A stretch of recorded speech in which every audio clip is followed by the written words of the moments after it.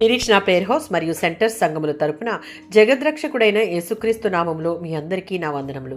ఈరోజు దేవుని వాగ్దానం అపోస్తుల కార్యాలు 4వ అధ్యాయం 12వ వచనం. ఈ నామముననే మనము రక్షణ పొందవలను. ప్రతి వ్యక్తి యొక్క గొప్ప అవసరత పాపం నుండి, దేవుని ఉగ్రత నుండి రక్షణ అని శిష్యులు గ్రహించారు. అందుచేత క్రీస్తు ద్వారానే ఈ అవసరత తీరుతుందని సువార్త ప్రకటించారు. సువార్త యొక్క అసమానమైన స్వభావాన్ని ఈ సత్యం బయలుపరుస్తూ ప్రతి వ్యక్తికి సువార్త ప్రకటించే బాధ్యత సంఘానిదే. రక్షణకు క్రీస్తు ద్వారా తప్ప వేరే మార్గం లేదు అని క్రీస్తు ప్రకటించాడు.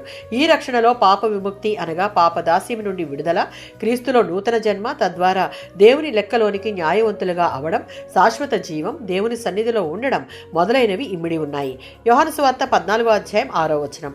యేసు నా ద్వారానే తప్ప ఎవడును తండ్రి యొద్దకు రాడు అని ఆయనే స్వయంగా చెప్పాడు. యేసే మార్గమును, సత్యమును, జీవమును అయి ఉన్నాడు.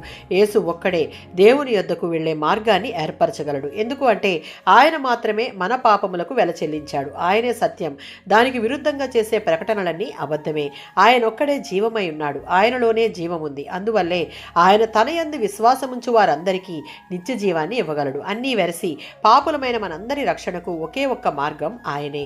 మత్తయి సువార్త 1వ అధ్యాయం 21వ వచనం. యేసు పాపులైన మనుషులను పాప విముక్తుల్ని చేసి రక్షించడానికే వచ్చాడు, కానీ నాశనం చేయడానికి కాదు. వారు చేసిన పాపములకు వారికి రావాల్సిన శిక్ష నుండి తప్పించి దేవుని సన్నిధిలో శాశ్వతమైన నీతి న్యాయాలు, ధన్యత, శాంతి, ఆనందాలు ఉండే స్థితిలోనికి తేవడానికి ఆయన వచ్చాడు.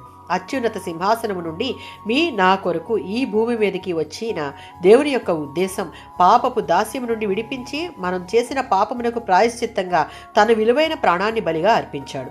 ఆయన స్వరక్తమిచ్చి మనలను కొనుక్కున్నాడు. యేసు నామములో పొందుకున్న ఈ రక్షణ మన వరకు పరిమితం కాకుండా ఇతరులకు పరిచయం చేయాల్సిన బాధ్యత మనది. ఆమేన్.